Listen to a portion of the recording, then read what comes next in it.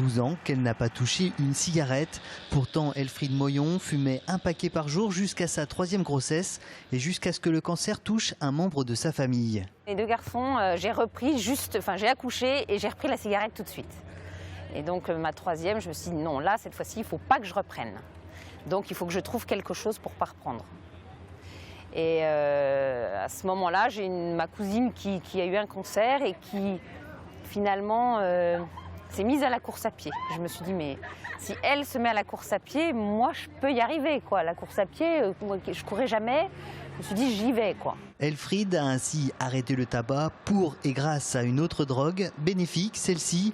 Elle décide alors d'enfiler les baskets. C'était le sport que je détestais le plus. L'endurance, je détestais ça. Le premier objectif, c'était une petite course de 8 km. Et puis ensuite, un marathon. Je me suis dit, allez, je fais un marathon. Et voilà. Un défi que la quadragénaire n'aurait jamais imaginé possible il y a 12 ans. En arrêtant la cigarette, Elfriede a ainsi retrouvé du souffle et une certaine forme qui l'aide aujourd'hui encore à lutter contre le tabac. Je suis toujours tentée, moi. C'est vrai que se retrouver dans une soirée...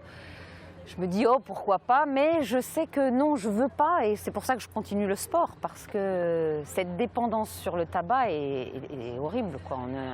On est vraiment dépendant. Après la cigarette, le sport, et après la course à pied, le triathlon, Elfriede vient d'ailleurs de courir son premier half Ironman ce week-end au Sables d'Olonne. 2 km de natation, 90 km de vélo et 21 km de course à pied, soit près de 6 heures d'effort pour cette ancienne fumeuse qui termine 9e sur 50 autres femmes.